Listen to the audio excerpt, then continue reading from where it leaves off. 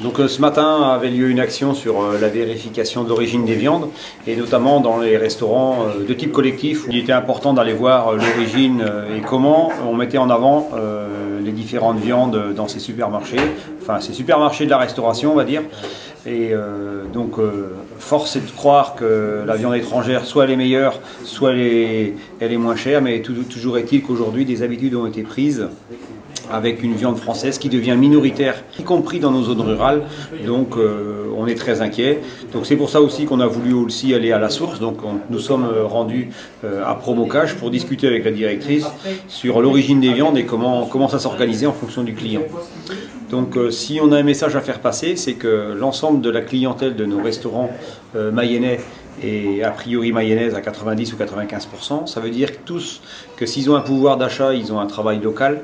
Donc le minimum qu'on puisse attendre de la part de ces commerçants, c'est qu'ils puissent travailler avec les produits locaux. Donc c'est une chaîne qui doit être très régionale, et je dirais un petit peu patriote. Et donc il est temps que l'origine des viandes et l'origine des produits agricoles soient mieux identifiées, mais aussi mieux vendues auprès de tous ces commerçants. Au moins dans les deux restaurants que nous avons été voir, donc Buffalo Grill et KFC, donc la majorité des viandes sont d'origine étrangère. On s'aperçoit quand même que hors Union Européenne, dans ces restaurants, il n'y en a pas. Par contre, tous nos pays d'Europe où les règles sociales et environnementales ne sont pas les mêmes qu'en France, on se rend bien compte que ces produits-là arrivent en masse et on se fait complètement absorber. Et nos volumes, aujourd'hui, s'il reste de la viande française sur les bras, c'est parce que aujourd'hui, il n'y a plus tellement d'actions patriotes envers la viande française. Alors avec d'autres éléments qui restent à vérifier, notamment pour la viande bovine, c'est qu'en plus la viande bovine française serait compétitive. C'est-à-dire que d'acheter en Italie ou dans les pays d'Europe de l'Est n'est pas rentable économiquement, c'est juste des opportunités sur des quartiers.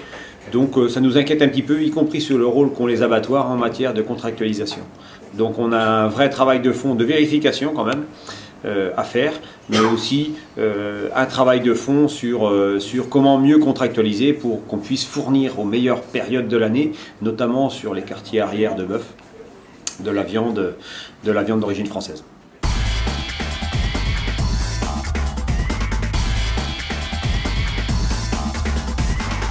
Aujourd'hui, nous sommes sur le terrain, sur la commune de Ballot, pour mettre en évidence un exploitant qui exploite des terres illégalement, alors qu'une autorisation d'exploiter a été délivrée par la DDT au mois de mars. Donc aujourd'hui, on aimerait que l'administration aille beaucoup plus vite sur ces dossiers pour les faire avancer afin de pouvoir faire sortir l'exploitant illégal des parcelles rapidement. Voilà, c'était l'objet de la manifestation d'aujourd'hui, parce que ces exemples-là peuvent faire tache d'huile sur le département aussi, donc il faut faire très très attention.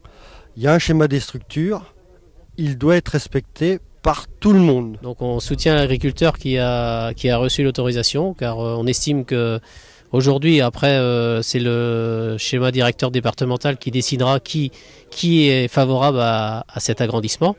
Nous, au niveau du canton, on considère aujourd'hui que c'est plus le premier qui a eu l'autorisation qui est, pour moi, à mon avis, favorable.